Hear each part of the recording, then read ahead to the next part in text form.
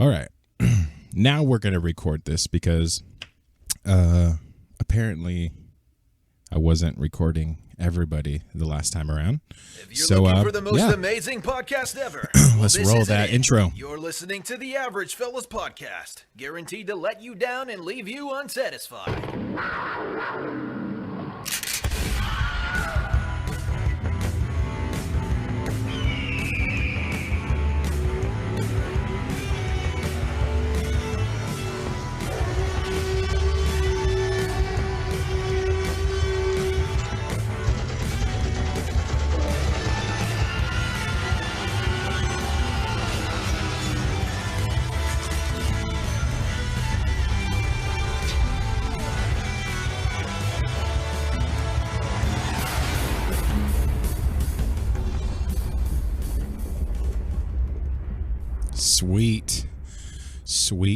Sweet. Coming in hot off that intro, guys, for a second time.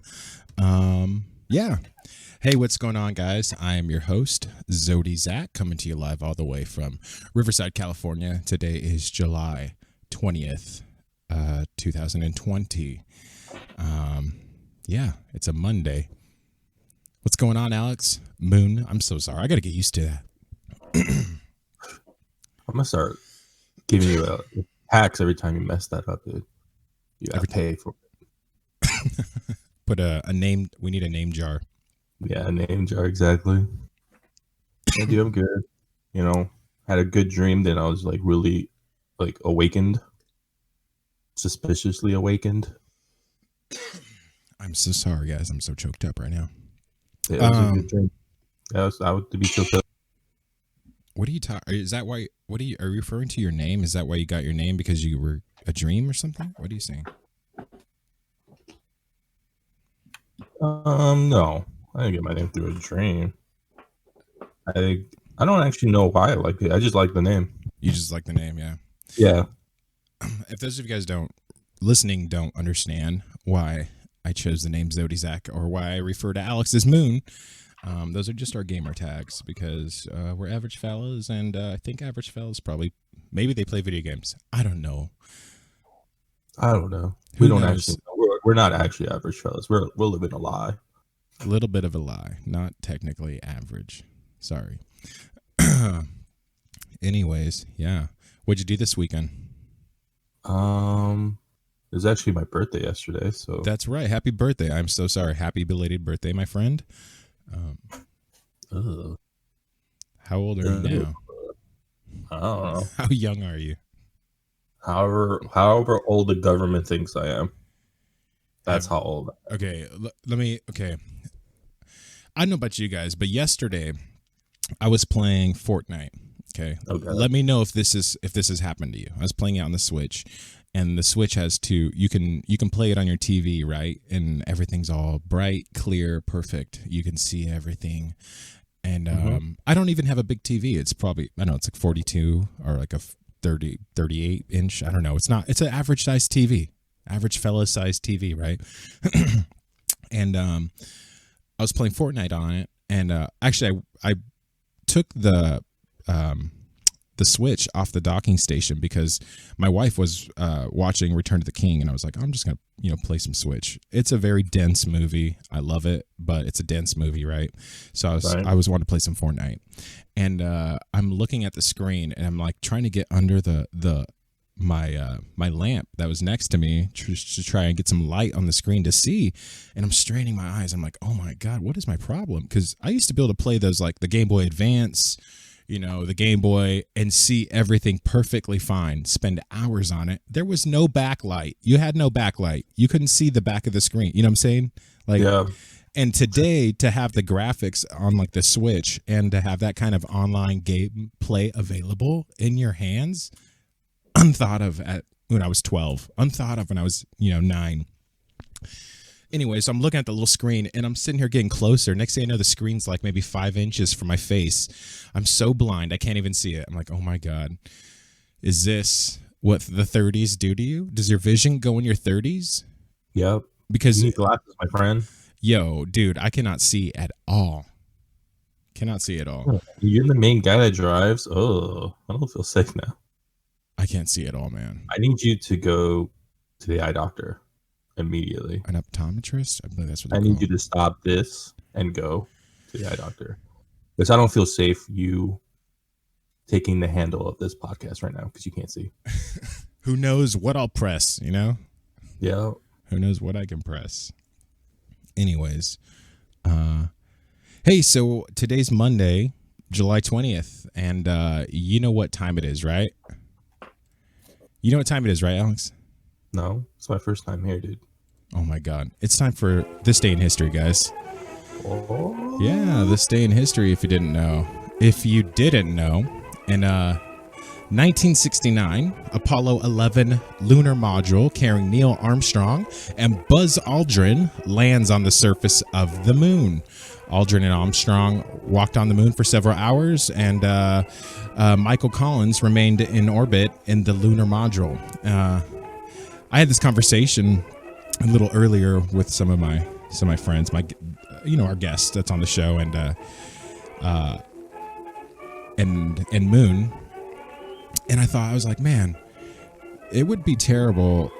It would be terrible to have been, Michael Collins, to be in orbit and to look at your friends Neil and Buzz like on the moon and just be like, oh, I wish I could have walked on the moon, But then I was like, wait a second. I think people, I bet Michael Collins probably must have loved to be or to serve in that position, in that capacity, like just to be in orbit close enough to the moon, I think is even just as phenomenal as setting foot on the moon in some way, for humans at least, what do you think about that, Alex? No, I think he wanted to be a rock star and he missed his chance. And he didn't shoot his shot. Oh man. He didn't shoot his shot. Now he regrets it for the rest of his life. It's like, dude, I could have been that. I could have been those two guys. You think so? Yeah. No, probably. Maybe. Maybe. No way. Could be regret. There's no way no one, like, he's a human being, dude. He'd be envious so hard. You think so? Yeah. Yeah, probably. Dude. I would. Hey, so would you sign up to be, like one of those people who have like a one-way ticket to Mars? Yeah, dude. I've always wanted. That was like one of my dreams growing up, is to be an astronaut. Really? But yeah. then, yeah, me too. I've always wanted to be either an astronaut or fighter pilot, but I'm too tall. That's what happened. They said that they want people below like 5'10", 5'11", and I'm a 6'4" powerhouse, dude. So they said, nope, your dream is dead. I'm like, wow. The only thing stopping me from being able to go to space is my height. Kind of sucks. Wow. Yeah. Well, I just don't think I'm intelligent enough to serve in that capacity. I feel like that's a lot of pressure, man. That is a lot of pressure. Anyways, that was This Day in History, July 20th. July 20th. Very interesting. Yeah, Today's Monday, if you didn't know. Another day. Hey, if you didn't know, you're listening to the Average Fellas podcast, and this is episode 003. Cha-ching. What's up? Hey, before we bring in the guest, before we bring in our guest, guys, we do have a guest today, special guest, who's joining us on a call all the way from Texas today. But before I bring him on real quick, I just want to run some numbers with you guys real fast, okay? So as you know, Average Fellas Podcast, we're on several different platforms: Apple Podcasts, Podbean, Spotify, Google Chrome. You could also catch us on YouTube, and you could also catch us on Twitter, and that's at @average_fellas. For Twitter is at @average_fellas. And you can find us on Twitter there. Anyway, some numbers real quick. I thought this would be an interesting part of the show to add, so I just want to test it out with you guys. Let me know. Give me some feedback. You could always email us at averagefellas@gmail.com. Or you can leave a comment on our YouTube, anywhere. Like, subscribe, sub, whatever those things. But I wanted to do some numbers with you guys, and I think this is kind of cool. I think it'd be a good spot to kind of add this. So for Apple Podcasts, well, anyways, let me tell you guys real quick. Total downloads for the show so far over the entire history of the show is 75. What's up? Can I get a what up? Whoop, whoop. 75 downloads. That's what's up, guys. We're making it, man. We're making it. I don't know if you recall, but I said if we had 2 people listen to us, I felt great, right? Yeah. 75. I think 10 of those listens were myself, but at least 65 people gave it a listen, So give us a chance. Hopefully, gave us a chance. Live up to it. And hey, I appreciate that very much, guys. Average Fellas here. We appreciate your guys' listens. Anyways, let me get back into the numbers real quick. So 75 downloads completely. First episode, we had 46 downloads. So first impressions episode. Second episode, we had 29 with the Tubbs. We had the Tubbs on. He's going to be a reoccurring character on the podcast. Talk video games with him. A good friend of ours. We play a lot of video games with him. So we'll have him back on. Maybe talk some Fortnite. We'll see about that. Anyways, yeah, I thought you guys might want to, hear those numbers real quick. Thought it was cool. What'd you think of that, Alex? Yeah, it's crazy. I didn't think it'd be. I thought it'd just be 2 and then 4. Yeah, 2 and 4. Maybe 5 after that. I know, right? Hey, so but awesome. Apple Podcasts took 34% of those views, of those listens. Spotify, you guys are in third place. Got 24% from Spotify listeners. So, Creeping. Podbean in second place. Unfortunately, Google Chrome in last. I think people use Google, dude. Actually, no, Safari is tied for last with Google Chrome. So people have listened to our podcast through their browser, which is kind of cool. Mm-hmm. Kind of cool. Anyways, hey, you know what time it is, right, Alex? No. I mean, Moon. You know what I'm talking about. I don't know. Anyways, it's time to introduce our first official guest of the Average Fellas podcast. This is a long time coming. This guest that I'm bringing on is a good friend of mine. Very funny individual. He's a stand-up comedian. He is a burrito connoisseur. He's a man of many talents. The wonderful Ivan Garcia. Oh shoot. Hey guys, how you doing? Oh man, I'm doing good. Man, I'm excited for this. This is exciting. It's been a while, Zach. Dude, tell me about it, bro. Tell me It's been about like 2 it. years since I've seen you. I think it's been about 2 years, maybe a little longer than 2 years. Hello, Moon. Hello. Nice to meet you. Nice to meet you. Hope you saved the slice for me. No, it's my pizza, my stuffed crust. I don't share my crust with no one. Yeah, I wouldn't share stuffed crust either. His birthday crust. You don't want to share his birthday crust with nobody. Yeah, it's true. Nobody, dude. What kind of pizza was it? It was just it had pepperoni and I think it was like ham. I don't know, not sure, but it was pretty good. I like that combo. It was pretty good. Before we jumped on the call, Moon was eating his leftover birthday pizza for breakfast. It's the remnants of the past. I'm eating it. That's what that pizza represents. That's how you know it was a good night. Hey, but isn't all pizza kind of good though, right? No. Even no. okay, because I've never. Okay, well, no, I take that back. You're right. That's not true because there is terrible pizza out there. Yeah, That's how hungry I am too. Hey, y'all remember those pizzas at the junior high in Los Banos? Dude, I was about to say that. the Red Barons. Yes. The Red Baron cardboard pizza that was so greasy. And then people would add more like ranch to it. I remember, or they would have those little Pizza Hut pizzas. Yeah. Like they only had like 25 or 50 of those. And then I remember I would go through like the cafeteria. People would just have that thing drenched in ranch. It was the most grossest thing I've ever seen. Wow. There was no pizza. It just looked like ranch in a little like foil bowl. No wonder the seagulls always pooped all over everybody, Gross. eating the remnants of those. Yeah, it was really bad. I'm like, oh. It was all ranch colored too. It was just definitely Like ranch. I got pooped on a couple times. Couple times. I've there, only dude. been pooped on once in that junior high/high school. Hey, so I you want was to pretty good at dodging it. You want to hear something funny about this, Ivan? About that segment that you just listened to, this day in history? I based that segment off of my 7th grade history teacher, Mr. Boucher. I mean, I didn't base it off him, but do you remember him? Yeah. You remember him, right? He was a shady character. There's a lot of shady. I mean, okay, I didn't say I based this around him, but we used to do this assignment called This Day in History or This Week in History in his class. And we had to like, look up something that happened during the week and then, write a summary and then turn it in. So I was like, man, I still occasionally check the website to see what's going on, see something cool happen. And that's kind of how we came up with the, He still the keeps segment. it running? No. The website is done by the History Channel. I think it's the History Channel that actually hosts the website This Day in History or This Week in History. But in order for us to have a segment, I kind of thought of that and was like, you know what? I'm just going to Google it. And I would just start Googling This Day in History and come up with a date, put it together, and I share it with you guys. So I like it. I didn't even know the moon landing was today. I know, right? Who landed on it? July 20th. What'd you think about that? Crazy thing about that though.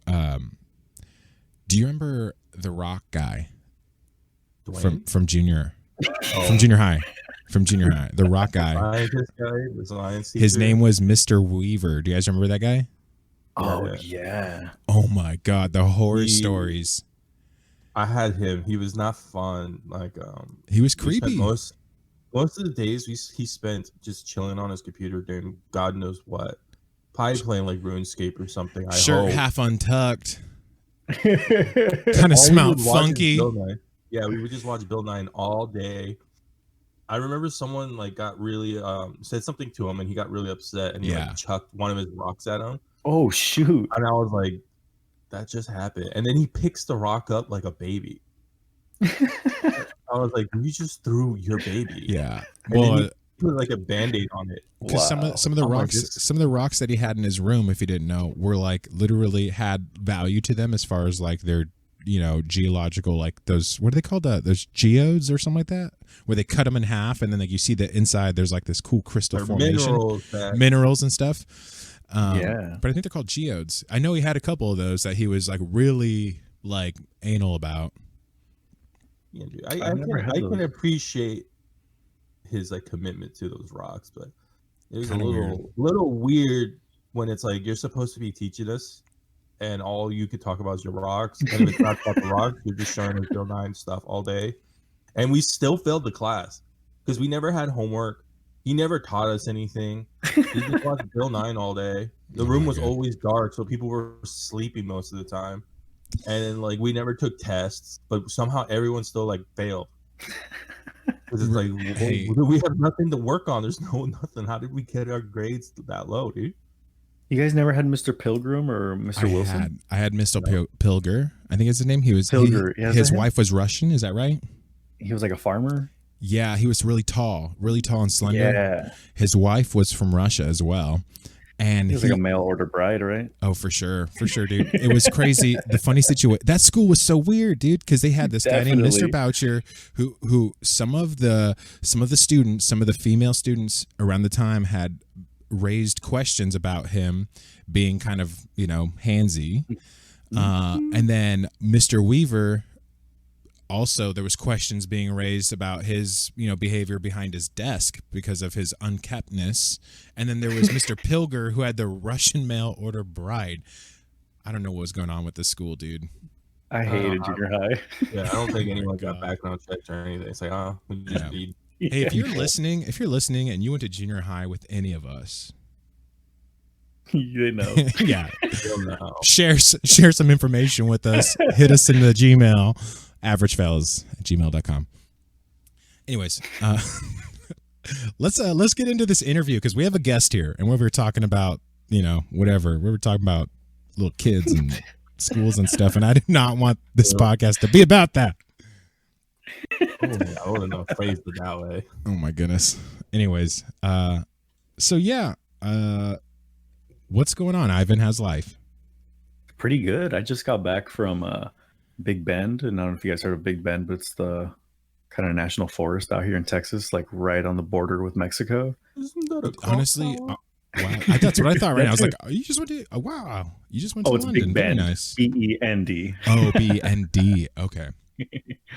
But I didn't even get to spend that much time there because it was so freaking hot, and our air conditioner broke in our Airbnb, so we just left. Wow. You didn't get any refunds I feel or like anything? they're always broken. I feel like there's always no AC in those Airbnbs. It was so beautiful, dude. It was amazing. It was a nice pricey place. I threw down for it, but That AC, man. I spent it all night sweating extra. Oof. So we just took off and I went to El Paso and had a great time there. I was hanging out with my friend Carla, and she's originally from El Paso. El And she just Paso. gave me the grand tour, dude. El Paso, This is El Texas. Paso. We're What's that? known for something. This is El Paso. We have things here. They had the best. I think they have the best Mexican food in Texas. That's for sure. A pretty famous band made a song about this place called Taking Back Sunday. That's about it. That's Welcome to El Paso. There's a couple oldie songs of El Paso, I think. wow. So, I mean, besides like the trip and stuff like that, anything new going on in your life? Anything fun, exciting you're excited about right now? Right now, Anything coming up? I have a couple shows. I have one show that's actually an actual comedy show, stand-up comedy show happening at a club in Little Rock, Arkansas. Because right now, Wow. only like the crappy states are having comedy shows. The states that just don't care. Seriously, Wow. like Texas doesn't really care, but Austin They do not. cares. My friend Austin lives in cares. Texas, and he says it's really bad. Like Houston doesn't care. Dallas didn't care because they got hit really bad right off the bat. El Wow. Paso, it was pretty shut down. I mean, but I wasn't there. I wasn't there long enough to really know. In Austin, you have your outliers, but everyone's being kind of weird and about comedy. There's like absolutely nothing going on here in Austin though. Wow. So I have to just venture out. You have to commute. Definitely. Right now, I'm driving like an hour, a little bit over an hour to go do some open mics that they have on Friday Wow. and Saturday. This little town called Colleen. I don't know if you guys heard about that. Was it Vanessa Yes. Guyan? Yes. Yeah, I had Yes. no idea that I had been going to that base to do comedy. I didn't know. Wow. I had no idea it was Fort Hood. Oh my I should have been goodness. paying attention to the signs. Yeah, it's kind of crazy up there. Like they definitely don't give a shit. Wow. But I wear my mask. What kind and of I try to do precautions my are they jokes. taking? Like absolutely nothing. Well, the coffee shop that I've been doing at, they have hand sanitizers everywhere. They tell everyone to wear masks, but some of the other bars I've gone into, like no one wears masks. No one gives a shit. It's some of these places are very packed. I'm Wow. not sure what I'm not sure what I'm in for when I hit up Arkansas. I'm pretty sure states like that have the philosophy of like, if everyone has it already, then we don't have to worry about new cases, right? That too. But the thing is, like some of these small towns, they're just so out there that they probably don't even have that many cases. It will eventually hit them, I'm sure, because they, Wow. they have people traveling. But I mean, So, Austin. Oh, yeah, sorry, what was it? so well, you go to these gigs, right? And then like you you wear a mask, you try to social distance as much as you can, and stuff like that. Are most of these like outdoor events that you're trying, like you're preferably looking for some more outdoor? Yeah, definitely. Most of them that when I first started doing a show, the first one I was able to do right after right after Austin was shut down, outdoor venue. There was like 100+ people there, but everyone kept their distance. And those are great. Some of the other open mics I've done have been outdoors. Well, I think that's the safest bet we have. What about those concerts in your car thing? I haven't gone to one, but I've seen that like Colorado has been like the first ones to really adopt those car shows or parking lot shows. I think California has a couple now, but yeah, we have a few. I don't know. I was in a parking lot and I was like, okay, let me just try this out and just see how it would feel. And I just looked at all the cars and I was like, nah, Yeah, this is kind of lame. It's like doing a crazy. Zoom show. Everyone's trying to do Zoom shows. Dude, people are doing that like for like, I know here in Riverside, they've seen people do like church like that where they just show up in their car, and I'm like, I couldn't just sit in there and like wait, especially in the hot sun out here in the desert. No, I'm cool. I'll stay home. You could listen to it. You could listen to it online. You could see it online. Yeah. Wear a mask, stay home, listen online. Anyways, I was gonna say, so you're traveling to do a bunch of these gigs and stuff like that. Stand up. Why stand up? You know what? Ever since I was a kid, I was always making like funny videos with my brother. I had been watching stand up since I was a kid. My family was always pretty funny, but the actual stand up, like seeing me do it, didn't even hit my head until like way later on in my life when I was 21. And I can attest to that because we worked together at a movie theater when we were in high school together. Yeah. And that A was little bit after. the golden age. Definitely had a good time. That's when I Hey. came back after my first year of college, right? Yes, When I met you. yeah, it's right. You came back from college for your first year. You worked the summer. That's when I met you, and I knew a lot about you because I work with your coworkers, and you knew my sister. You guys were in classes Yeah. together. We had a class in physics class together. Yeah, she'd be like, yeah, my friend Ivan. Apparently, you guys would laugh. Okay, never mind. I don't want to get in the story because I think people will be too politically correct to, to share the joy in some of our terrible jokes. Definitely. But I think when we had met, I think maybe a little bit after I started doing stand-up, right? Yeah. Because I remember maybe it was a year after, the summer after I met you is when you start getting into it. Because at first when I met you, you were pretty much primarily just listening to the Beatles in your headphones and not talking to anybody. Definitely. I mean, music was my first love. It was, because yeah. I had no idea that you could do stand up. I was going to school for engineering, which is like the most practical freaking thing you could do. Yeah. My brother was the artist in my family, so I never felt like I could, go into the arts. Even though I had that in my head, I was always fantasizing about like having my own TV show, like sketch comedy show. That's kind of what I had in my head. And it wasn't until I ran into my friend Pablo, old friend from junior high. I had lost a little touch with him just because I went to San Jose to go to school. But he was going to go see George Carlin, and then George Carlin died.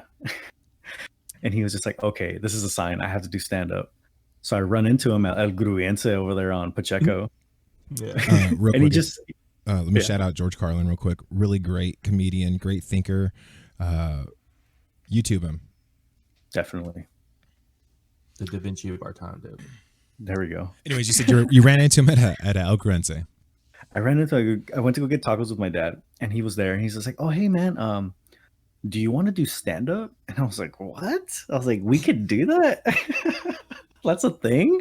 He's like, yeah, we just got to go do open mics in San Francisco. Shout out to El Gruyense real quick too. Keeping it real with that burrito game. Shout out. Definitely. Just don't get it wet. Don't get it wet.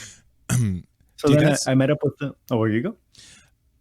Pablo, another inspirational comedian who another person I would never consider to be like somebody kind of funny, never said a word in high school. And then I'd catch him at a show and I was like, yo, dude, like, how come, where have you been? He just didn't like it. That's why. Well, me and Pablo used to do roast battles in PE. When 9/11 hit and they canceled PE for everybody, we would just be standing out there in the field. So we're like, okay, let's see how. And we wouldn't even call it roast battle. We would just call it, just talking crap to each other and see who could last. Who wouldn't cry. Oh my gosh, yeah. So we just ended up going to San Francisco and watching a couple of open mics. And then he did his first mic in October, and then it took me until December to finally have some material written. And it just felt so right. And after that, I mean, I really considered like, man, maybe I should just quit everything I'm doing and just focus on stand up. But I had to finish my degree, and that took a long time. And it isn't until now I'm finally starting to do it more full time. Well, except with COVID. I know, right? Tell me about it. I know. As an artist, fellow artist, I put air parentheses. You guys can't see me, but I'm doing it. I feel the same way, man. Like I got to play an outdoor prayer service for my church, which I haven't done in years. It's been like 2 years since I've actually played in front of people.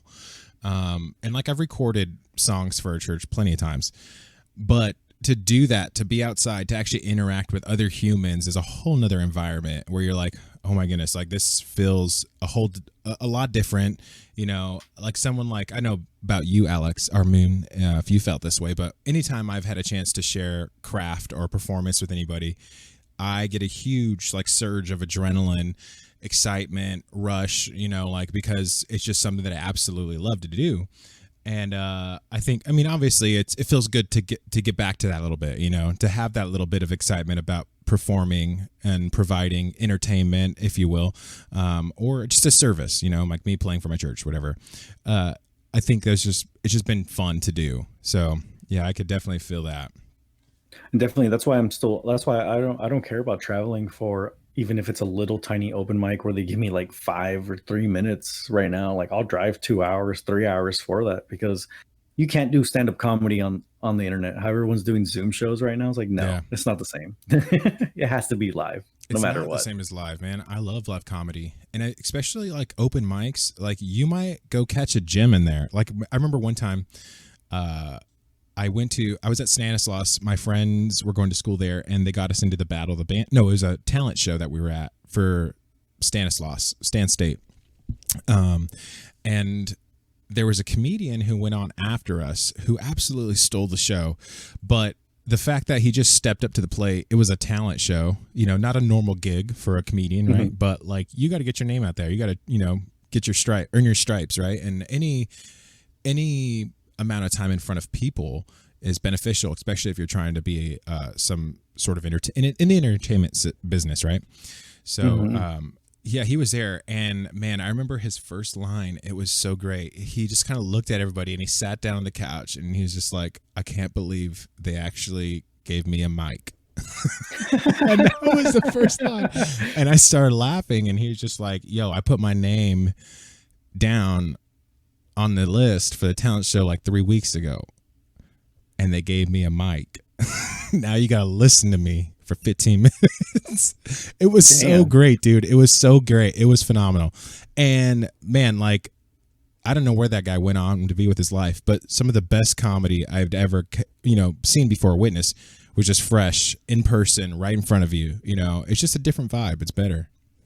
Definitely. And when you're a stand up and you're looking at the audience, like you're taking in everyone's, I mean, I don't know how everyone else does it, but this is how I do it. I'm watching everybody. I'm looking at your eyes, your body movements, just making sure you're having a good time. Because if you're not, then that's just a trigger for me to be like, okay, I need to try harder, or I need to go in deeper with these jokes. I gotta make them laugh, and Oof. you can't get that from a screen.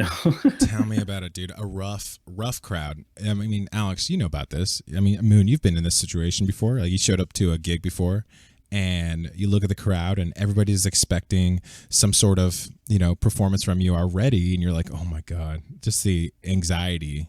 But No, I never had anxiety playing shows. I did have those like well, with heckling quick people, nervous hecklers. feelings. No, I didn't really care. I don't think any of our my bandmates cared about the hecklers or anything. I don't even think we experienced much of heckling.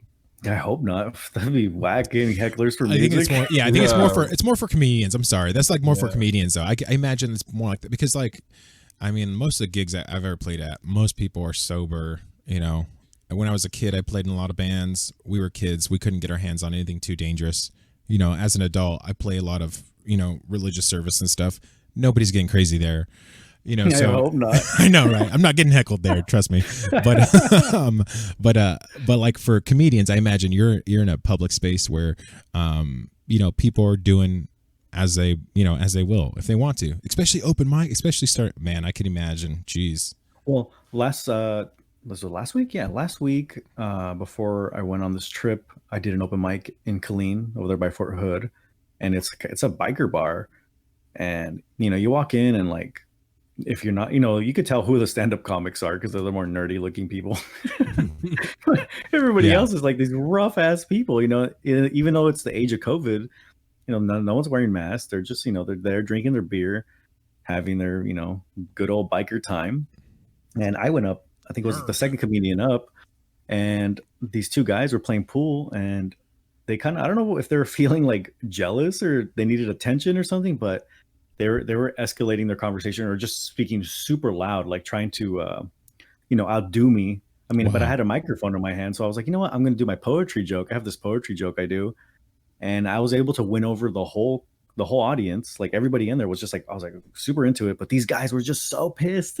Yes. They kept trying to talk really loud and play pool, but by the end of my set, they had just left outside. I think everyone kind of gave them the dirty look. So that's what I love about live comedy. You can't get that from anywhere else. That's what makes you better, stronger. Yeah. Those weird situations. I tried my hand at stand up, couple open mics. I think so. Here's the I thing, think though. it'd be good. See, this is the thing: is a lot of people have actually told me that. More than one person has told me that. But I'm the kind of person where, like, I feel like I'll put together some material, I'll read it, and then I won't share with somebody because the fact that I'm thinking like a little too deep about it. You know, I'm like this will never make it. This will never make it. And so like several times that I've tried to write some material, I look at it, I read it, I find it funny. Like I had this whole bit about a spider being so big it needed to pay rent. And because it was my first place that I'd ever moved into, and it was just like it was basically a crack house, you know. But it was cheap. I was young and dumb. What do you expect, you know? And but you know, the spiders were just, it was terrible. I mean, we had every infestation of every time. I mean, fresh out of high school, dumb kid in Banos, you know, living large off 2-job income. I was working 2 jobs, you know, and stuff, and I paid off my car, so I was in a good position for myself as a young kid, you know, making $36,000 a year, you know. Nice. I mean, I was living on my own, and so the place you find to live on your own is not very nice. You know what I'm saying? As a young single guy, you just find the roach infested shack because it's cheap, you know? So I can make this work. A little embarrassing, but hey, you know, I knew I was gonna have to confess some things on this podcast. Well, right now, just to give a shout out, whenever Paraíso Brewery in Los Banos opens up, you should totally go do their open mic. That's the one my friend Pablo Siguera runs out there. Yeah, dude. Shout out to the brewery in Los Banos. Hey, listeners out there, local businesses, if you own a local business, you want to be on a podcast, I definitely want to have you on the show as a guest, because we need to put dollars in your guys' pockets as a local business, especially with this COVID thing going on right now. Walmart is not the solution. Amazon is not the solution. I'm sorry for ranting, but no, it's true. I mean, you're a stand-up comedian. You're self-employed, you know, at some level. So, you know, I mean, I think everybody deserves a little bit of dollars right now. I mean, especially Los Banos. It's like my second hometown. Yeah. And I've seen that place. I've never would have been able to do stand-up there to people that I've known for years if it wasn't for that brewery. And I think it's one of like the most interesting things that have popped up in Los Banos recently. I mean, you see a lot of artists going there being able to play music, or they even have like lucha libre, and you know, it's like really good beer too. So go for it, guys. I mean, that's one thing about Los Banos that I think a lot of us reminisce about, is like the DIY culture that kind of started there. Like we were kind of like, hey, we're this little suburb of nothing, the suburb of nowhere, pretty much, right? And you know, we had to make our own fun. So there are a lot of, I know when I grew up, all the kids around my age, we all wanted to be in bands. Just, you know, Guitar Hero was out around that time. Everybody was into it.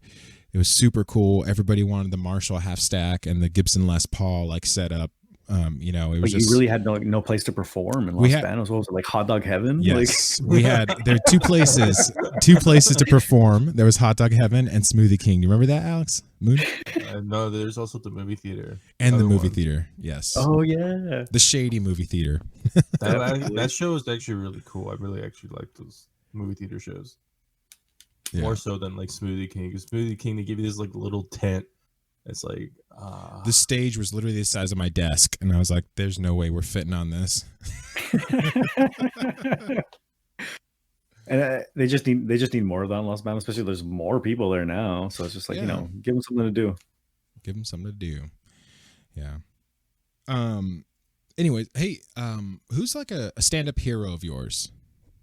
You know, this is something that I've been like George Clooney. George Clooney. Hey, I want to be at least like that good looking when I'm like 50 or 60. Boys, 24, dude. I'm trying to get that salt and pepper look. You know what I'm saying? The silver fox. Right? How do you say silver in Spanish? Silver. Plata. Wait, say it again. Plata. I couldn't understand it. Plata. Plata with a P. There we go. Yeah. Plata. Oh, like Lobo Plata is like Silver Wolf. Yeah, there we go. Yeah, I'm gonna change my name. Do it. Lobo Plata. When I turn gray, I'll change my host name. Zodiac will now be the Lobo Plata. It's better than my other. I have another gamer tag that I had to retire because I was a dumb kid. Anyways. For my comedy. Yes, comedy heroes. Comedy heroes. For I guess if we want to just stick to stand up, man, you know, I hate saying this. I really hate saying this, but when I was a kid, I used to sit there and watch all of Bill Cosby's specials because they used to have them on Showtime because we used to steal cable. Yeah. Right? Who didn't steal cable? And they had Dude, these tell me great about it. specials. People still steal cable. It's just moved onto the internet now. Hey, dude, get Gonna me on use that. that Fire That's the original family plan, dude. When your Theo knew Right? when your Theo worked for Comcast, that's the original family plan, dude. So, and then after, like, I got really into Rodney Dangerfield, all his movies, Dude, his stand-up, Caddyshack. right? It's just he had those great one-liners. He wouldn't stop. Like if you look at him Yeah. on YouTube when he was on the Tonight Show, amazing sets. Zingers, dude. He to me, he was the epitome of like the zinger guy. You know what I'm saying? Like his Yeah. zingers were just like bam. You're like, oh my god, that was so good. And then after, I got really into like Phil Hartman, but he wasn't a stand-up. He's more of a sketch Yeah. sketch guy from SNL. Good But he was on writer. News Radio. He always did like a bunch of stuff on The Simpsons. Hi, I'm Troy McClure. You know that you might remember me from such films. Yeah. I really liked his voice, and sometimes I feel like I try to mimic his voice when I'm on stage. I just really liked his style. The Wasn't he in cadence, Jingle the All the Way? softness, Yes. the cadence and softness is just so rich and good. You know what's so funny about that is who has the same thing as like you listen to like Christopher Walken's has the same sort of like attraction to his voice. You know, it's just like Mhm. it's just good. Oh, what was that? What were you gonna say, Moon? I said, wasn't he in Jingle All the Way? Yeah. Hey, And he goes- good movie. Hella good movies. And then he was killed by his wife. Dude, Pretty and for wild. years. Bad. But wait, wasn't there? Didn't they say he committed suicide at first? No, And no. then I they think found out the truth. Oh, they did? I I didn't know about that. I think there was something like that. I don't know. I'll have to Google. Somebody fact check us and then email us.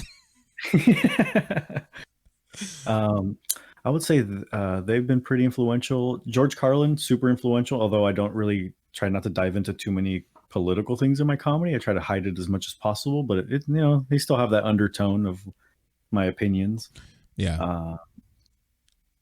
And after that, I mean, once I started stand up, I'm not gonna lie, like I stopped watching stand up. I tried not to see anybody stand up. I tried to stay as much away from any influence as possible to see what would my natural voice come out as. Yeah. And it isn't until right now, the year, that I finally sat down and started watching some stand up specials. And I would say go watch Mark Norman. He's been a big inspiration recently. Mhm. Have you guys seen his stuff? No, I haven't, but I'm sure. I think he has. Doesn't he have a bunch of stuff on Netflix? He has actually no one wanted to pick up his special, but his special already got like millions of views on YouTube. Really? His first special, this guy is like, I don't know how he packed so many jokes into one special. Like this guy is amazing. Mark Norman, for you guys, he's from Mark New York. Norman. That's right. Check He's a him out tall guy, live. right? He's a tall guy, right? No, he's not that tall. I think Oh. you're mixing him with a different dude. Okay. His name's slipping my mind, but Norman something. Norm Macdonald. I think that's what you're. That's who I was mixing it with. Yeah. Who's also freaking amazing. Who's also funny. Yeah. Who also has another funny voice. Is a good voice. But check out Mark Norman, man. Mark Norman. But definitely, I mean, like bringing up my friend Pablo again. I mean, me and him, he was pretty much my biggest influence too, because we wrote together for 6 years before I moved to Texas. Wow. There's nothing Speaking. else. And now you just use all of his jokes. I see. No, he still does it. He still does it in Los Banos. Every now and then we'll write each other a joke though, because no one understands my style as much as he does, and I understand his style. Like no one else knows how he does his one-liners. Yeah. No, I still run my jokes past him, some even of though we don't his- live in the same area. Okay, the thing about Pablo is like he's got such good sleeper jokes that you'll never understand as soon as he hits you with the punchline. But 2 days later, you're in your car thinking about the joke, and you're like, "What the heck? Like, was he talking? Like, I'm running over the line in my head, and then 2 days later, I find myself driving, and I just start cracking up because it finally made sense. Maybe I'm just slow, but you know." But His jokes, yeah, they take a.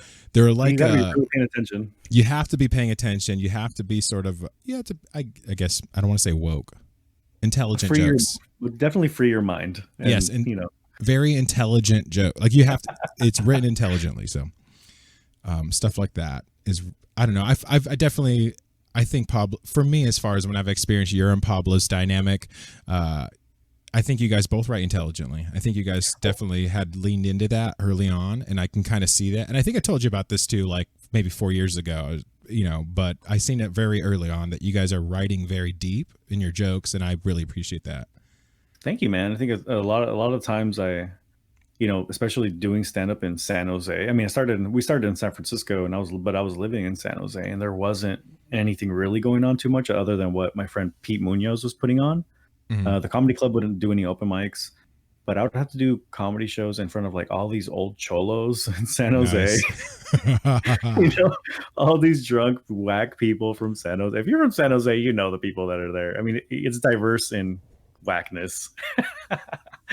And I would just do my crazy comedy, and me and Pablo actually ended up doing it together. We had a stand up a duo for many years, because he would do one liners and I would do crazy stories, and they would match. Yeah. Hey, speaking about, San Jose, San Francisco and stuff like that. Here's a good question. What's your take? I don't know if you feel comfortable answering this, you can answer. What's your take on the entire like Latino Hispanic comedian perspective? Because I listen to several other comedians who are, Hispanic, Latino, Mexican, any of those, they fall into that, I guess, genre. That's what I'm talking about. The Latino comedian genre stereotype that a lot of Hispanic Latino comedians had to fall under. What is your take on that? I'm so glad you asked this. No, yeah, definitely, because going back to comedy heroes, I think one of my biggest ones too, I forgot to mention it right there, is George Lopez. I love George Lopez when he came out with those super banger albums. I think he had like 3 albums that were just right off the bat, just back amazing. to back. Yes. Yeah. Really right. Good work. I mean, even the stuff he has now is great. I haven't seen his new special because I don't have Netflix right now, but I will watch it. George Lopez. They'll get mad. Yeah. But I think he is the master at like those old school Mexican jokes, at least making fun of our own culture and like the weird things that we do have.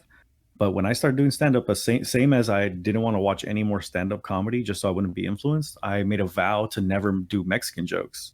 Like after my first couple sets, I was like, I'm not going to do this anymore because everyone's expecting me to talk about these things, and I just don't want to talk about it because I'm more, death too. Yeah, that too is just like you're just kind of ripping him off, and I'm like, how am I going to rip off George Lopez? He's already written the best Mexican jokes there are. Like, Tell me about that's it, dude. done.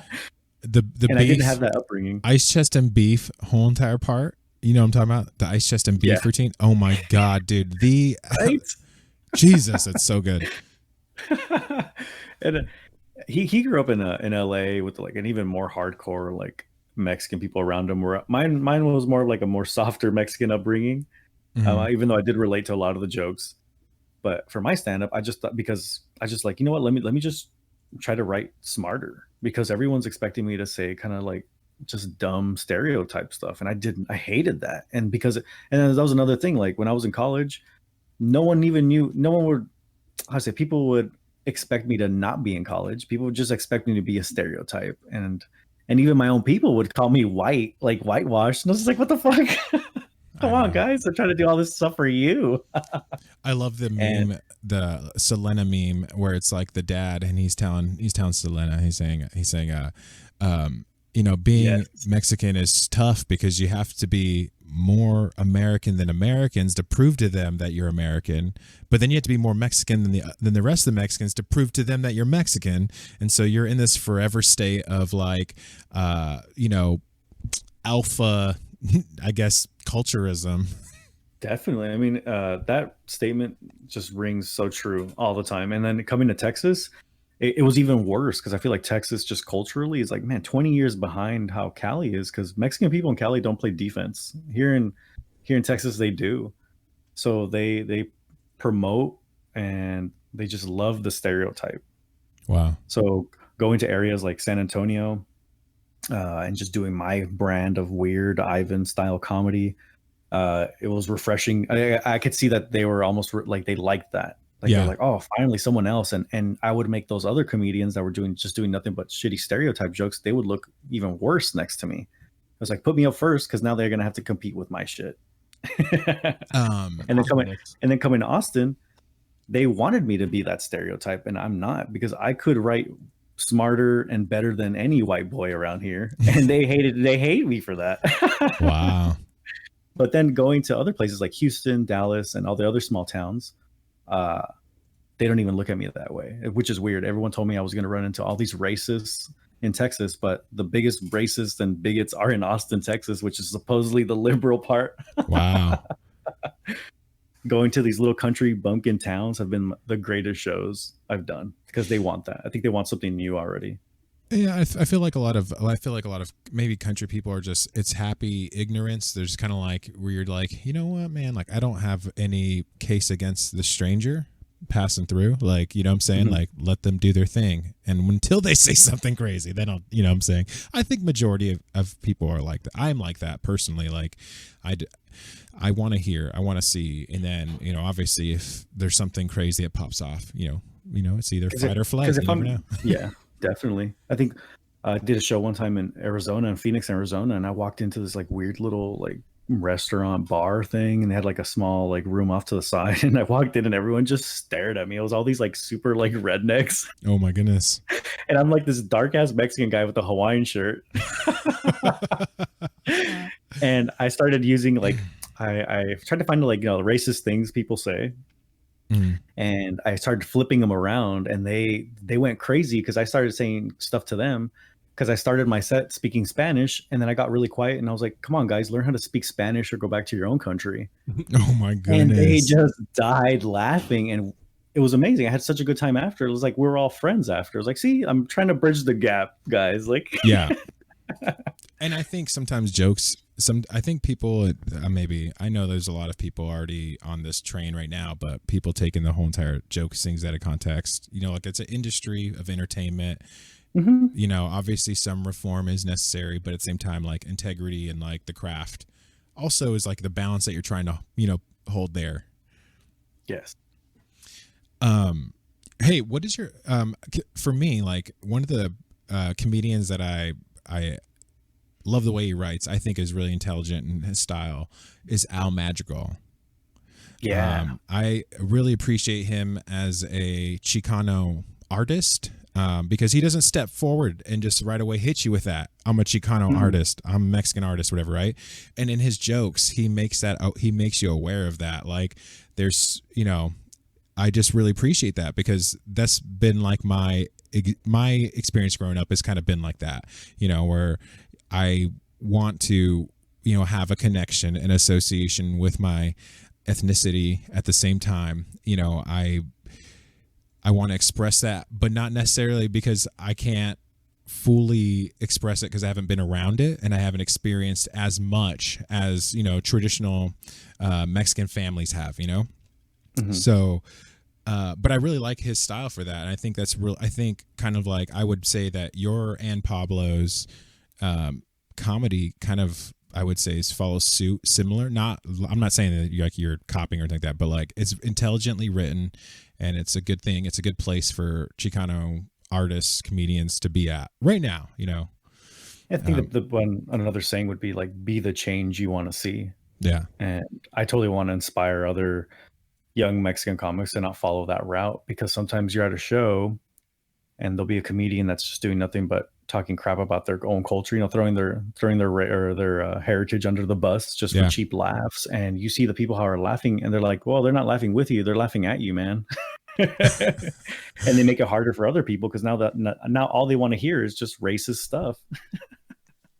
Like, you could still come off racist even if you're just making fun of your own people. Like, yeah. It's kind of disgusting sometimes. I'm like, really? You couldn't think of anything better to say? You had to rip off George Lopez?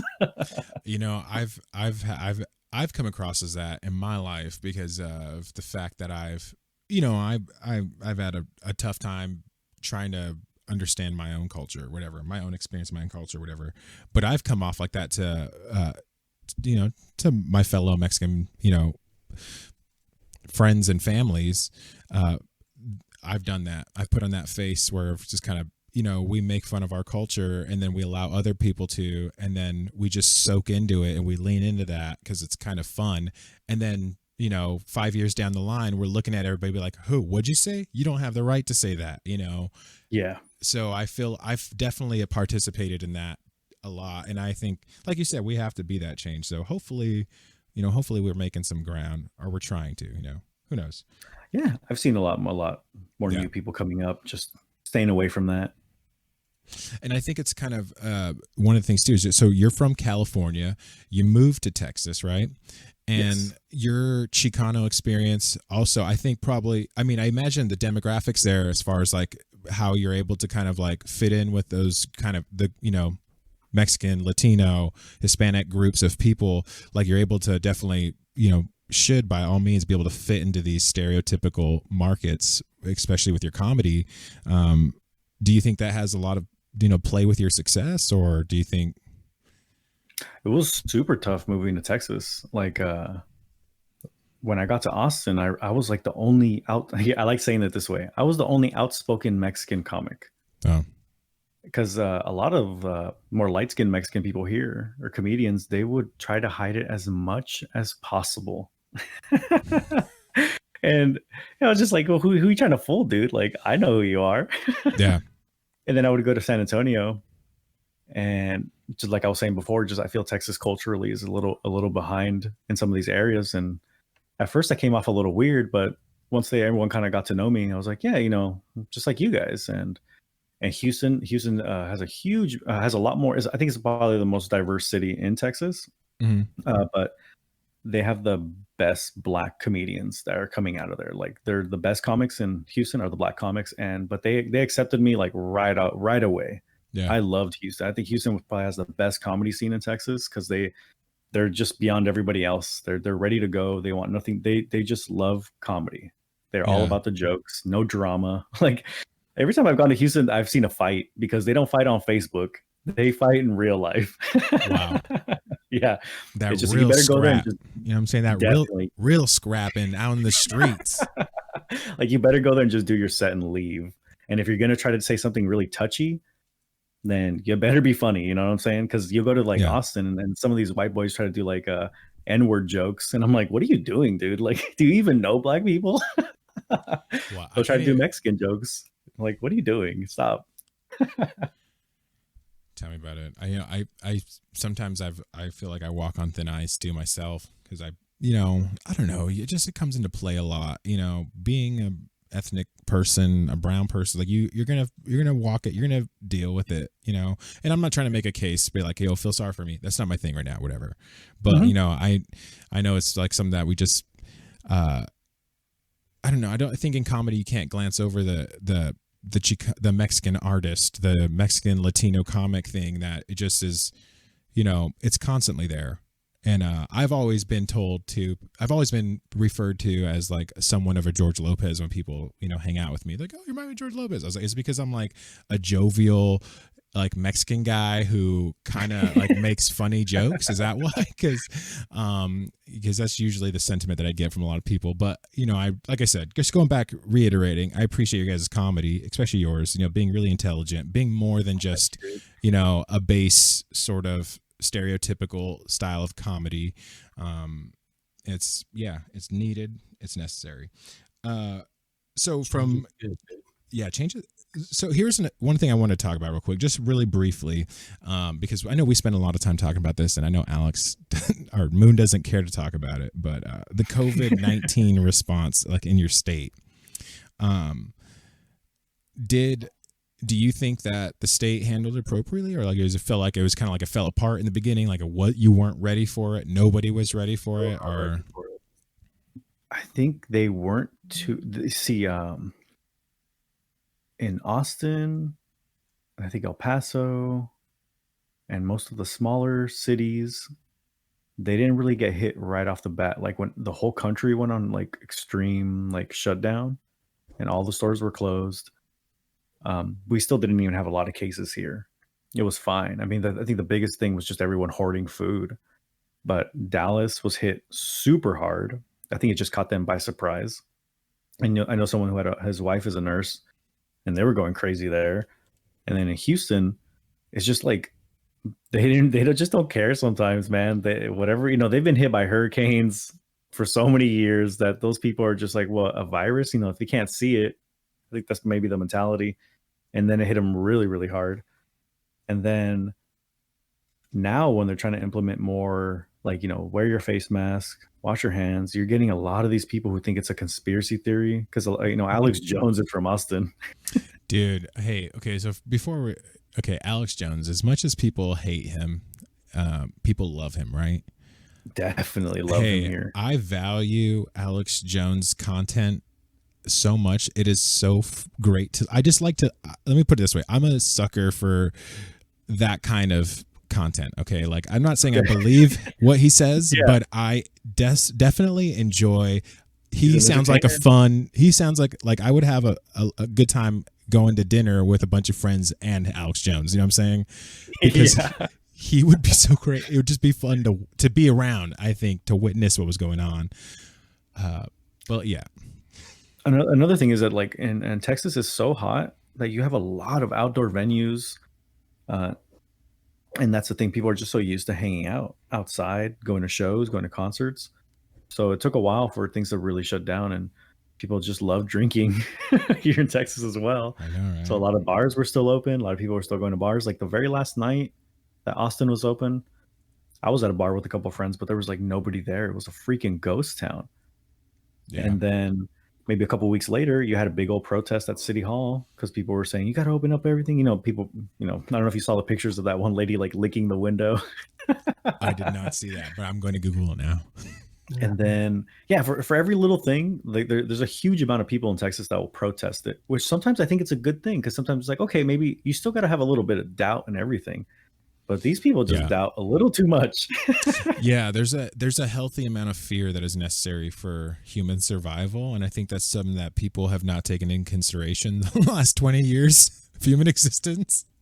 Definitely. It's also not now in the summer. It's so freaking humid here that people want to go to the beach or to the rivers. There's a lot of rivers in Texas. Go tubing, and that's contributed, I think, to a lot of what's you're seeing now. We have a huge spike. That's here in California. Every Father's Day weekend, everybody was out. I mean, I'm guilty too. I took my dad and my father-in-law out for Father's Day weekend, but we got a boat. We were by ourselves. We were on our own boat, away from everybody. So the 20 minutes that I did interact with two people, I was masked and everything. It was simple transactions, exchange of money, kind of stuff. But it's tough. It's so tough because another thing too, you got these kids. They're talking about putting them back in school, but I'm like, I hear every other day on the news, teenagers at a house party start spreading COVID. I'm like, that's not any better than a bunch of junior high kids going 30, actually in California, up to upwards of 40 kids in a classroom at a time, no space in this tiny classroom. I mean, and they're not going to care. They're not going to care. They're not going to care. Definitely not. I don't know. I think in California the response was late, probably 2 months too late, to be honest with you, because if we would have probably buttoned up everything, it would have been so much easier to flatten the curve here in California. If we would have buttoned up everything early, and everybody says this, everybody makes the same case, I'm making the same argument as everybody else right now, but it's just kind of true. If you look at the timeline, if we would have prepared 2 months earlier, we would have had a better chance of keeping a lot of things open right now. But we just, it was a day too late, and then we just kind of let go a little early. You know what I'm saying? It's because businesses only really care about the money. They don't care about the workers. They don't care about anything. That's why it took so long for them to shut down, because they're just like, no, we're going to be losing money if we don't work. Mm-hmm. And now they're biting the bullet for it. Yeah, and a lot of very selfish only very mad. Only huge industry like players like Amazon and Walmart can survive when you have, the little store down the street, the little bodega, wherever you go. Yep. You know what I'm saying? Wherever you go get that burrito from, the local spot, Algrense, Super Taqueria, you know what I'm talking about? All those good places. Yeah. What's another one? What's the little red shack in Los Banos called? La Cotijas. Is that what it's called? I went to California not too long ago, and I went to Super Taqueria, but they don't let you eat inside, which I think is great. I think just don't let people eat inside. Still be open. Yeah. You know what's okay? Let me tell you something about the burrito game right now. Right, everything that is necessary for life to survive is in a burrito. Yes. Hell yes. Everything is in that wonderful package, that tortilla. You know what? I'm not actually a huge burrito guy anymore. What? I've kind of lost the hype. Oh, you need to On take the him to the burrito. East LA one. Oh man, Take you him to- just I enjoy burritos, but I'm not. It's like In and Out, right? People Brother, let me tell love you burritos. something. People love In and Out. let me take you. It's not as good anymore, and it's like I don't really care for burritos. Let me take you to the top of the mountain, I've been to the top of the mountain and To was the- not impressed. the Burrito Glory Mountain. Ivan, I know you are a huge connoisseur of burritos, tacos in general. I travel the world to find Yes. the burritos. Tacos are amazing. Burritos are lame. No. I think I'll say tacos are amazing. I think burritos are amazing too. But Tacos So takes you've- extra craft. There's specifically- some craft and to make a taco look amazing. While the burrito, all you literally need is a nice crisp taco or like a tortilla around it. No, because you have to have great beans. You have to No. have I great mean, like rice. just the looking at it. That Oh, the look. aspect Oh, yeah. of just like the visual of a burrito. okay, the Is visual, so boring compared to the visual of a beautiful taco. but that's why you got to bite it. No, dude, I don't know. It's just for me, burritos are like In and Out. They're just overhyped. They're good. I'm not saying they're not good. Just saying that they're not the most amazing thing for me. I feel like you just need to taste some really good ones. No, I've had some Especially really the good one in LA. burritos, but it's not like I'm gonna like kill people over these burritos. I will. You know, I definitely will. If any man stands between me and my burrito, you best believe you ain't someone gonna do nothing. they're gonna catch these hands. You ain't They're gonna do catch nothing. these I've seen hands. I've seen your little hands. They're gonna catch these mitts. Actually, I Well- have above average hands. Okay, the span between my thumb and my pinky is above average. Okay, That's you what can't people do this who have podcast above anymore. average say about stuff. It's not average. anyways, Ivan. So I know you do. You have definitely. He measures You've up reviewed a things. lot of burritos in your day. Yes. I think. Is there? Correct me if I'm wrong. Is there a particular like specific part of your website that caters to your burrito Mexican cuisine adventures Instagram. on Instagram? Definitely just Instagram. Yeah, I haven't like made a whole website about it yet. I still feel like I still need to do a little more research. Yeah. But definitely on Instagram, or just ask me, send me a message, and I will tell you, because I know burritos for all the way up to Vancouver, Canada, all the Southwest, Texas, New Mexico, Colorado, Wow. Utah. What else? Arizona. Oh my gosh, Arizona has some amazing burritos, and then also Mexico. In Mexico, Jeez. I feel like they're just I'll like wild. Like they just kind of like they roam like the Great Plains. You know what I'm saying? You just I've see tried those a lot of burritos in the bad ones wild. though. I've had a lot of bad ones. I never post a bad review. I never post negative reviews. Only the good ones. But you could go definitely search through my Instagram, and you'll find all the ones I've posted. What's that? What's your handle on Instagram? Ivan in Space. Ivan in IvanInSpace.com. Ivan in Space on Facebook, Instagram. Everything is Ivan in Space. And you recently, like myself, actually, probably, I mean, more than recently, you started a podcast as well. Yeah, Ivan in Space podcast. What platforms can we catch you on to listen to those? Right now, you can catch me on Spotify and Apple Music. I think those are the only two. And on Podbean as well. Podbean, Those three. Spotify, Yeah, and those Apple. three. No, but I think most everybody has Spotify or Yeah. Apple Music. But you can also catch me on not just the podcast on Spotify. I may also make music podcasts for every single episode. Some are themed, some are just great mixes for your day, and yeah. Yeah, you did a Chicano compilation last time or last week, I think, earlier this week. I'm not sure. Yeah, it was last week. And I listened to it, and it was really good. You got into Thank you, like some historical. You gave us a little history lesson on some of the artists, and I thought that I appreciated that. I mean, it was awesome. It was really cool, real informative, fun to listen to. And then, man, I walked away from. I was walking my dog when I was listening to it, and I was like, man, I really liked it. So if you guys have a chance, go take a listen. Ivan in Space podcast on all the places he just mentioned. Oh, thanks, man. Because I mean, music is my first love, so I had to put it in there somehow. Oh yeah. Okay. So this reminds me. I did make some extra notes, some extra questions I was going to ask you real quick. Let me get into those, and then we'll get into our last little segment. Let me get to my notes real quick. All right. So here we are.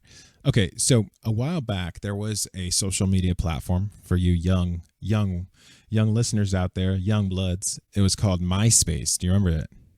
Definitely. Okay. The tragedy that most, millennial hardcore bands and like musicians have had to deal with in the last 10 years is that MySpace, when they migrated all of their servers over, any data that was on them, a lot of it got corrupted and you could never replace it. Okay. And a lot of artists that had other material and all their stuff posted on MySpace was lost. So you can go on my old band's MySpace and you can click on the song, but it won't play because the data was corrupted and they lost it, right? I don't have any recordings of it. It's pretty much lost. That's a lot of information, a lot of data that is lost. Anyways, I'm going to follow up on that losing data. I'll make a comment on that after this. Anyways, on my MySpace, I had a video. And I want to know if you remember it. But on the video, it was a song that I had. It was like a jingle that was like ba ba dum ba dum bum ba ba dum ba dum bum ba. It was just a little jingle, okay? And it was a green screen, and there was a picture of you and me. We were at a bonfire one night, and I was wearing, and on it I put the Ivan and Zach show, and it was like a little jingle it was a little commercial promo that I made. And I'd posted it on my MySpace because we had tossed around this idea of making a radio show. Oh my gosh. I remember the bonfire, but I don't remember that video. You don't remember? Okay. So it was the bonfire. It was one of the bonfire nights. And I took a picture with you and I turned it into this little video because we had come up with the idea and I was joking with it and I posted it on MySpace. Anyways, This was before podcast. This is before podcast. So 10 years later, here we are, full circle, man. I got a podcast. You got a podcast. I'm featuring on my podcast, so I think it's come full circle. Definitely. And that was something I've always wanted to do too. Because when I first got into college, I took a radio class, learned everything about radio, got to be on air. But then when it came down to having my own show, they wouldn't let me have my own show because I couldn't play any of the music I actually liked. Oh my so gosh. I just left. Whack! I would have done the same thing too. I was like, I'm out. Yeah. It sucks. But I didn't even know about podcasts, man. Like, shoot, maybe we'll start another podcast. Yeah. What kind of music was it? Huh? What kind of music was it? They wanted me to just play like a lot of new stuff, a lot of college bands, but most of it sucked, man. Yeah. A lot of it was like too hard rock for my taste. But the one show I did get to kind of internship with was it was all just house. Nice. House and soul, and that was fun for a while, but that was that guy's show. He just let me kind of take over for a little while. That's what's up. Another second question here, or second comment, I guess. On episode 16 of your podcast, the McChicken episode, Spicy McChicken episode, you mentioned unofficial, not released demos of John Lennon, and you said that if anybody wanted them, that you would post links so we can get our hands on that collection, that body of work. Definitely. So I'll send it to you. Yeah, send it to me. And for those of you guys listening, if you want to listen to the unofficial released, some of the unofficial released work of John Lennon, shoot us a comment or go check it out, or go, follow Ivan in Space Podcast and get the information there. I love this kind of stuff. I'm a huge Beatles fan, a Lennon fan, really. So, yeah. This will Ringo fan, dude. That is He's still alive. Some love, dude. What'd you say? He has some good tracks. Anyways, yeah, man. Hey, real quick, guys, we've been chatting for about an hour and 15 already. Oh shoot! I know, right? Can you believe that? Crazy. Good times, guys. Yeah. Hey, Alex. Before we do our sign off, you want to do what's hot? It's nothing really hot this week, except for one big thing. What's hot this week, buddy? So this week, or I guess this weekend, Kanye had his first, Kanye West, that is, had his first political rally in South Carolina. Oh my goodness. The man's a genius. That's all I can say. The cojones on this man. Oh my god. I don't know how much is balls and how much is mental illness. I'm pretty sure it's all calculated. I'm pretty sure he knew what he was saying. Okay, the man's a genius, okay? Oh my goodness. We don't know whether his statement is true or false. That's true, and I gotta research some of the things he said. I can't He could believe be it. telling the truth. The ball is on him though to say that. I mean, he alone said it, so you know. My favorite part was the audience reaction of him saying it.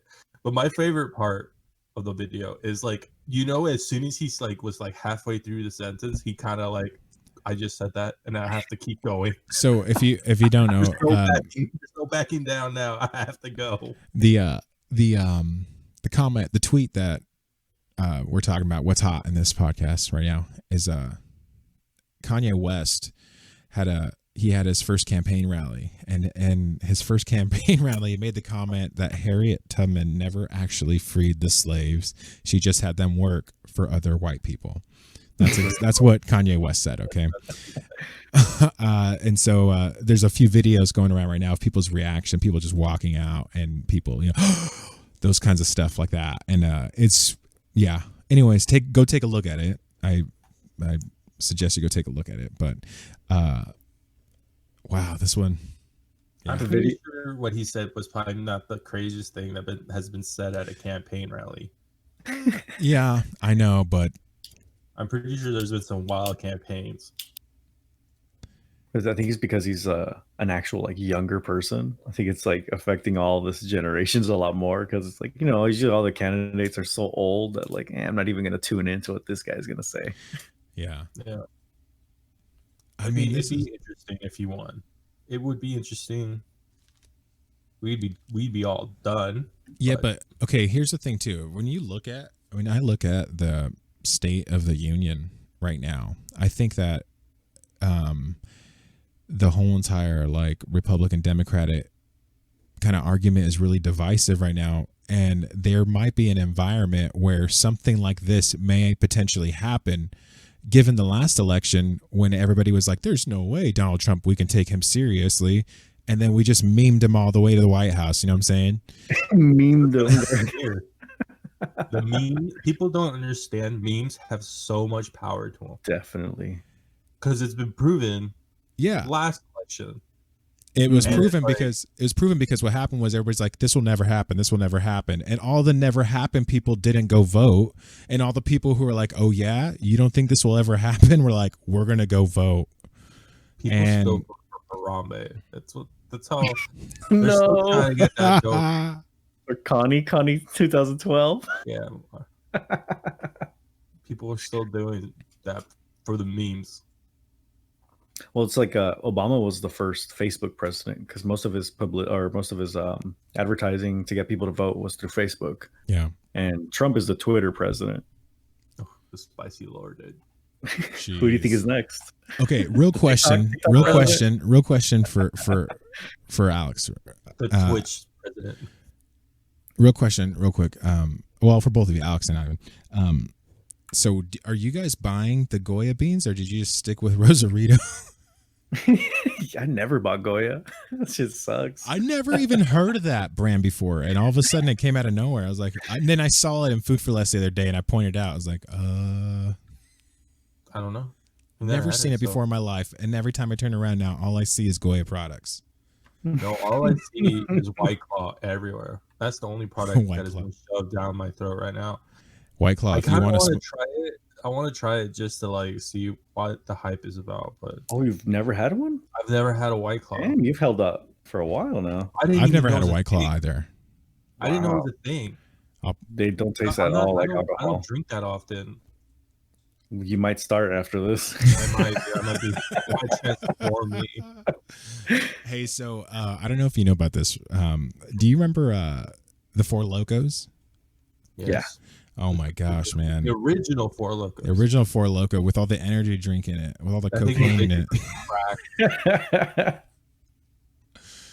Gosh, man, that stuff was terrible. I remember there was a time in my life where I used to walk to 7-Eleven, get a Four Loco, and walk home just so I wouldn't have to drive because how dangerous it was to get a Four Loco. Just touching the can. Dude, I would just walk to the 7-Eleven to get it. 'Cause I don't trust myself. As soon as I got that that Loco was on, boy. Right, they had to step it down a bit, right? After a while. Yeah, Yeah. we did the recipe. It was basically crack in a like can. Change the recipe on me. It was like cocaine. That's all it was. That's when I stopped drinking it, though. I was just like, I had enough of this. Those things are wild, dude. Oh man. Well, the White Claws don't taste like anything like alcohol, really. What are You these just- like adult Kool-Aids? Just like maybe not as sweet, but just like a better sparkling water. Mhm. And now everyone has their version of that too. So I mean, Yeah. you didn't even have to try Yeah, White Claw. I've heard about the sparkling water game popping up. Ooh, it's big over here in Texas. Yeah, I've heard the So hot. rumors. I don't think it's big here yet. It might be wrong though. It might be huge, and I'm just very. No, like, ever since I moved here, everyone was really into like Topo Chicos, and I was like, I don't think I've ever even like it's like that nasty water. Now I drink it. Mud water. What was that? I said mud water. There we go. Mud water, gross. Not good. Oh man. So, well, hey, I don't know about you guys, but I think that kind of Okay, bye. finishes it up for us today, guys. Yeah. Hey, Hell thanks for yeah. being here, man. I really appreciate you joining the Thanks a call. lot. Thank you guys for having me. Really appreciate it. It was cool hearing about the the comedy clubs and all that stuff. That was awesome. Yeah, it I was like really. your guys' podcast. Thank you. Thank you. What Thank number you. is this? This is episode 03. 003. Oh shoot! Yeah, Keep them coming, please. for sure, man. No doubt we're going to keep this going. Yeah, next week we're doing a solo cast, just Moon and I. We're going to do a podcast by ourselves. We're going to go over some new outro music that we're going to put in place for our podcast. So You Next guys already have week- a great intro. I know, right? So we got to finish off with a great outro. So So I'm And over we're here gonna- ripping music off. We're I need gonna to have do a it, real one, I guess. we're going to do it live next week. We're going to work on it live, kind of go Ooh. through it real quick and kind of model it while we're recording the show. And then just kind of see, you'll hear us kind of play with it and kind of work with it. And then when we end the podcast, we'll play it as the actual outro, and you get to hear from us a little bit how we kind of work on our music. Because we did mention we have a project called Lines Among Men right now that we're working on, digital project. We just kind of working on it online together. So we want to keep that going. And so that's kind of a way for us to keep it going, is to involve it in the podcast as much as possible. So it forces us to kind of like work with it, Yeah. So that'd He be says cool. But he's actually like just the Steve Jobs, and I'm the actual dude that does everything. I'm the Oh my He's a God. Wozniak. Yeah, dude, exactly. trying to take my credit for all the work I've been doing. No. Yeah, yeah. Anyways, You could be yeah, like Ben and Jerry. there we go, Ben and Jerry's. So before we sign off, anything that you want to mention to our listeners, where they can catch you at, platforms, anything special you want? Shout out.